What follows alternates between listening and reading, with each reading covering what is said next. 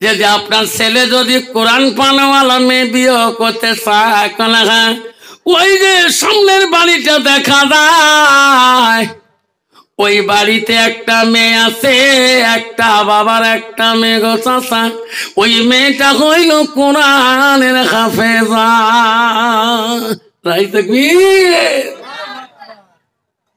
জ্ঞানী বৈজ্ঞানিকের বাবা ওই মেয়ের বাড়িতে যা সালাম দিলেন, মেয়ের বাবা বেরিয়ে আসলেন, আসসালামু আলাইকুম। সালাম ভাই, বাড়ি কোথায়? ভাই আমার বাড়ি তো অমুক জায়গায়। কেন আসলেন? ভাই আমার ছেলে বড় জ্ঞানী, বড় পণ্ডিত, আপনার একটা মেয়ে আছে কোরআন পড়নেওয়ালা। বলে হ্যাঁ, আপনার মেয়েটাকে দেখবো। হ্যাঁ দেখেন, বাধা নাই। আমার একটা ছেলে, কন্ত বাবা সব সময় এক ছেলে আলা এক মেয়ে আলাকে বিয়ে করতে চায়, আর এক মেয়ে আলার বাবা এক ছেলে আলা বিয়ে দিতে চায়। ধরে কোন ঠিক না ঠিক? মেয়ে দেখি পছন্দ। মেয়েকে বললো, মা তোমার কোয়ালিফিকেশন কতটুকু? মেয়েটা বললো, চাচা গো, পৃথিবীর কোন অন্য কিতাবের কোয়ালিফিকেশন নাই। ও চাচা, আল্লাহর কোরআন শরীফে 6666 আয়াত আছে চাচা। এই কোরআন শরীফে চাচা 114টা সূরা আছে, আমি মুখস্থ করি। চাচা যদি কোনো প্রশ্ন করবে ইচ্ছা হয়, ওই 6666 আয়াত থেকে ধরবেন, যে আয়াত থেকে বলবেন সেই আয়াত পড়ে শোনাবো। সুবহানাল্লাহ। ছেলের বাবা করে, আমি কোরআন শরীফ পড়বে বাংলা, কোন আয়াত ধরো? ঠিক না ঠিক? বিয়ে মেয়ের পছন্দ হয়ে গেল। ছেলেকে বললো, বাবা কি এমন মেয়ে দেখছি বাবা, কোরআন কোঠাই মুখস্থ। বলছে, আব্বা আজকে মহরণা চুক্তি করো। মেয়ে চুক্তি হয়ে গেল, বিয়ে করতে ছেলে চলে গেল। বড় পণ্ডিত বৈজ্ঞানিক ছেলে গো। মেয়ে নিয়ে বাড়িতে আসলো। মেয়ে হলো কোরআনের হাফেজা, ইনি হলো জিনানের কোয়ালিফিকেশন বৈজ্ঞানিক।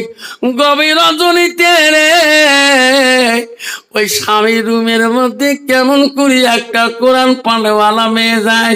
ও হাজির হাটের মা বোনেরা, কাছখানা মা বোনেরা, শোনো, যে মেয়েটা কোরআনের হাফেজ হয়ে যায়, স্বামী রুমে প্রথম রাত্রি বাসর ঘরে কেমন করি যাওয়া লাগে, ওই মেয়েটা পৃথিবীতে দেখে দিলেন। গভীর রজনীতে স্বামীর রুমে দরজায় দেয়া আস্তে করে সালামটা দিলেন, আসসালামু আলাইকুম স্বামী গো, কেমন আছেন আপনি? ওই স্বামী বলল, ওয়ালাইকুম সালাম ওয়া রাহমাতুল্লাহি ওয়া বারাকাতুহু। বিবি রে, তুমি এত মিষ্টি সালাম দিয়ে আমার কলজাটা তুমি কাড়ি নিলা। ওরে বিবি, জীবনে কত ডিগ্রি নিয়ে পড়লাম, কত বান্ধবীর সাথে ঘুরলাম, আমাকে সালাম দিয়ে কেউ আমার অন্তর কাড়ি নিতে পারে না। বিবি রে, আজকে বাসর আইছি তোমার সালামটা দিয়ে তুমি আমার অন্তরটা কাড়িয়া নিয়েছো। বিবি আসো। স্বামী সামনের কাছে চলে গেলেন। স্বামী স্ত্রী আল্লাহ কত সুন্দর গভীর ভালোবাসা আল্লাহ বলে দিয়েছে, এই বান্দি, তোর স্বামী তো তোর কাছে একটা পোশাক স্বরূপ, তুমি তোমার স্বামীর কাছে একটা লেবাস স্বরূপ। তোর টেনশন নাই, তুই সামনে যত যাবা সর্বাঙ্গ দিকে তাকাবে, প্রতিটা অঙ্গ যতবার তাকাবে তোর স্বামী প্রতিটা অঙ্গ একটা করে নেকি আল্লাহ তোর আমল নামে লিখে দিবে। সুবহানাল্লাহ। মা বোনেরা, স্বামী প্রশ্ন করলো, বিবি কি, আমি তোকে তো এটা প্রশ্ন করব, প্রশ্ন করে উত্তর দিতে পারো তাহলে আজকে বাসরে দুইজনে আমরা এত মধুর গল্প করব যে গল্প কোনোদিন শেষ হবে না। আল্লাহ রাসূল বলছে, কোন নারী যদি স্বামীর সাথে রাত্রি গল্প করে, গল্পটা যদি দুনিয়াদারি হয়, নবী বলে স্বামী স্ত্রী গল্পটা আল্লাহ ইবাদতের সঙ্গে গণ্য করে দেয়। আল্লাহ রাসূল বলল, কোন মেয়ে যদি স্বামী যাওয়ার সাথে একটা বার তাকায়া মুচকি হাসি দেয়, নবী বলল, আযাউজুহা আনহা রাদিন, তার স্বামী যদি তারপরে রাজি খুশি হয়ে যায়, আমার নবী বললেন দাখালাতিল জান্নাত, সে মেয়েটা সর্বপ্রথম জান্নাতে প্রবেশ করবে। মধ্যে শিক্ষিত হাফেজা মেয়েটা বললো, স্বামী আপনার প্রশ্ন বলেন, কিন্তু স্বামী যা প্রশ্ন করবেন এই কোরআন শরীফ থেকে করবেন। ইয়ে তো মাথা ঘুরিয়ে গেল, কোরআন শরীফ তো মুই পরিবেশ জানো না। বলছি বিবি রে, 1 নম্বর প্রশ্ন হলো কি, তুমি যে আমার স্ত্রী হলে, ও বিবি আমি যে তো স্বামী হলাম, আমাকে তো কেমন লাগলো? আলহামদুলিল্লাহ। বাবু, ও বিবি আমার বাড়ি আসলে আমার মা বাবাটা কেমন লাগলো? আলহামদুলিল্লাহ। স্বামী গো, আমার মা বাবা থাকি তোমার মা বাবা কত গুণে কাল থেকে ভালো পাইলাম। নাই থাকবি। ও বিবি আমার বাড়িটা কেমন লাগলো? আলহামদুলিল্লাহ। ও স্বামী গো, আপনার বাড়িটা কাল থেকে আমি এত খুশি হইলাম, আল্লাহর কাছে দোয়া করলাম, আল্লাহ এত সুন্দর স্বামীর বাড়ি আমাকে তুমি মিলিয়ে দিয়েছ। স্বামী আর প্রশ্ন আছে? কইছে নাই। বেবি বলল, স্বামী আপনার প্রশ্ন আমি জবাব দিয়েছি। বলে হ্যাঁ, আমি তোমাকে প্রশ্ন করবো, জবাব দিতে হবে। স্বামীর অহংকার, তো জেনারেল কোয়ালিফিকেশন নাই, কি প্রশ্ন করবে? আর কি কইছ? স্বামী আপনার জীবনে যত কিতাব পড়েছেন সমস্ত কিতাব যদি একত্র করা হয়, পালা করা হয়, ওগো স্বামী পৃথিবীর কোন কিতাবটা তোমার জীবনের কিতাবের উপরে রাখিলে আল্লাহ খুশি হবে, নবী বড় খুশি হয়ে যাবে, সেই কিতাবটার নাম আপনি বলে?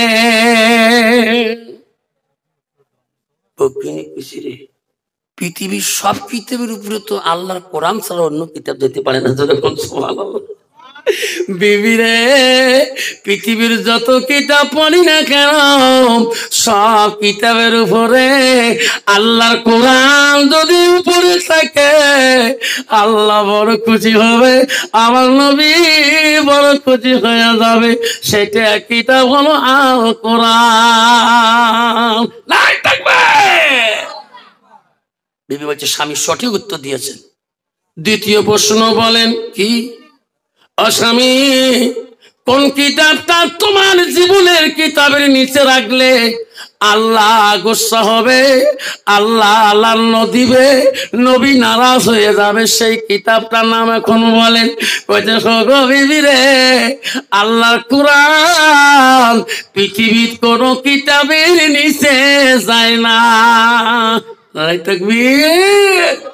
স্বামী আল্লাহর কোরআন যদি কিতাবের নিচে যায় না, আমি তো কোরআনের হাফেজা, আমাকে যেখান থেকে ধরবেন সেখান থেকে বলবো, আপনার তো মুখস্থ নাই। স্বামী বলেন, এখন আপনি আমার কথাই চলবে না, আমি তোমার কথাই চলবো বলেন? কথা তো ঠিকই, কোরআন তো নিচে যায় না, যেরকম ঠিক না বিধি? বিবি কি উত্তর দেব? তোমার বাবা বিয়ে রাখতে তোমার হাতে এখন কি দিয়েছিল? বলছে গো স্বামী, ওইটা আমার মাদ্রাসা জীবনে হেফজি কোরআন, ওই কোরআনটা আমার আব্বা বিয়ের দিন আমার হাতে দিয়ে আশীর্বাদ দে, মা তোর কোরআন তুই জামার বাড়িতে নিয়ে জামা প্রতিদিন তেলাওয়াত করবা। বিবি রে, ওই কোরআনটা আমার হাতে দিবি, আমি তোর উত্তরটা দিয়ে দেব। বিবি বলছে, না না না, আল্লাহর কোরআন বিনা উজুতে চলবে না। আপনি পাক না না পাক আমি তো বুঝলাম না। ও শ্রমিক, আমার বিয়ের রাত্রি হেফজি কোরআনটা যদি আপনি হাতে নিতে চান, আপনি রুমে যে গোসল করেন, গোসলখানায় উজু করে আসেন, আমার জীবনের কোরআন মুখস্থ হেফজি কোরআনটা আপনার হাতে তুলে দেব। স্বামী তৎক্ষণাৎ চলে গেলেন, উজু করি গোসল করি উজু করে আসি, স্বামী বিবির কাছে বলো, বিবি দাও। বিবি হাতে কোরআনটা দিয়ে বলো, এই যে স্বামী, আমার জীবনের এই কোরআনটা আমার ছাত্র জীবনে আমার ওস্তাদ শিক্ষা দেয়। বিবির কাছে কোরআনটা গিয়ে নিয়ে খোদার কসম করে জ্ঞানী কান্দে, বৈজ্ঞানিক কান্দে। বিবি খোদার কসম করে বললাম, তোমার জবাব আমি দিতে পারলাম না। বিবি যতদিন আমি তোর মতন কোরআনের হাফেজ হব না অতদিন বাড়িতে আসবো না। তুমি বাড়িতে থাকো, আমার মা বাবার খেদমত করো। ওরে বিবি, আমি কালকে কোরআনের হাফেজ হইয়া বাড়িতে ফেরব। আরে আশা কোরআন শরীফ হাতে নিয়ে চলে গেল বিবির কাছে কসম করি। বিবি বলল, যাও স্বামী কোরআনে হাফেজ হয়ে বাড়ি এসো। যখন যে মাদ্রাসায় যে একা হুজুর হাফেজ মানে দাও, হয় করে বাড়ি। আমার বিবি হাফেজ তো, আমি বড় জ্ঞানী মানুষ, মুখস্থ হয়ে যাবে, অত সহজ না বাবা। যে মাদ্রাসায় পাঠায় সবাই খেদে খেদে দেয়, ইকেরে কেউ নালা এখানে এডমিশন কয় তুমি আলা কায়দায় পড়তে পারো, হাফেজ হইতে চাও। আব্বা পাগলা হয়ে গেল, বাড়ির কথা ভুলিয়ে গেল। ওই পাগলা আল্লাহর কোরআন পড়া শেখার জন্য সব ভুলে গেল, বাড়ির জমিদারি ভুলে গেল। পাগলের মতো কোরআনটা বুকে নিয়ে ঘুরে আর কান্দে, মাওলা রে পৃথিবীর সব বিদ্যা শেখার মতন তুই জ্ঞান দিলি রে মাওলা, তোর কোরআনটা পড়ার মতন জ্ঞান দে। পৃথিবীতে একজন ছাত্র ছিল বাবা, ওই উস্তাদের কাছে যে বলছে, উস্তাদজি আমি আজকে কোরআন পড়ব, আপনি শুনবেন না আপনি পড়বেন? আপনি শুনবেন। রে বেটা করে বাড়ি তো আজকে মাদ্রাসা আসে মুখ কই, হুজুর আপনি কোরআন পড়বেন আমি শুনবো না আমি পড়বো আপনি শুনবেন? সুবহানাল্লাহ। বা হুজুরের মেমোরি কাম করবে, এটা কোন ছাত্র রে? বাড়ি করে তোর ওস্তাদি আমার চ্যানেল নাই না, আমার বাড়ি হলো জেলান শহরে, আমার বাবার নাম আবু সালে জঙ্গি মুসা রহমাতুল্লাহ, আমার মার নাম উম্মুল ফাতেমা। ওগো হুজুর আমার নাম হলো আব্দুল কাদের জিলানী।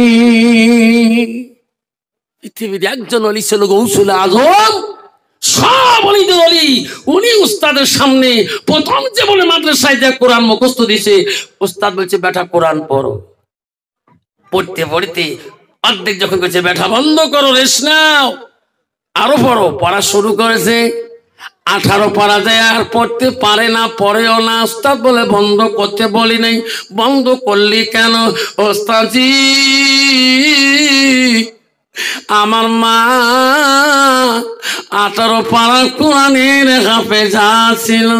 আমার মা যখন কোরআন পড়ছিল, আমার মার মুখে শুনি শুনি ওই 18 পারা হাফেজ হয়েছি।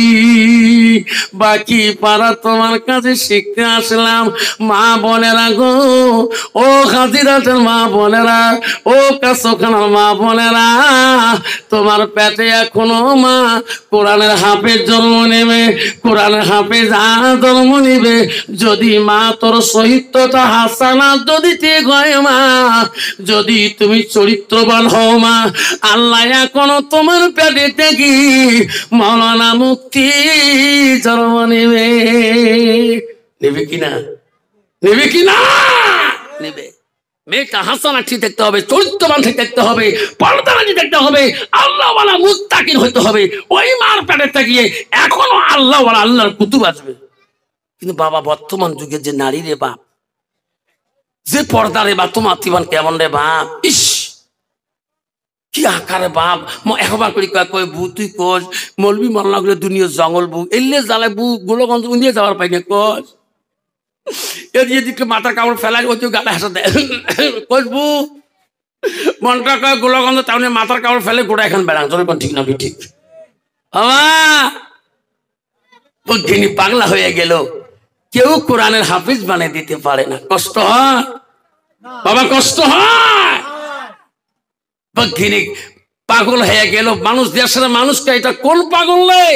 কোনদিন তো পাগলার বুকে কোরআন দেখি নাই। এ কোন পাগল রে বাবা? একটা মানুষ যদি কোরআন শরীফ বুকে নিয়ে ঘুরে, পাগল তাক সবাই খাইতে দিবে। খা খা রে পাগল, কান্দিস।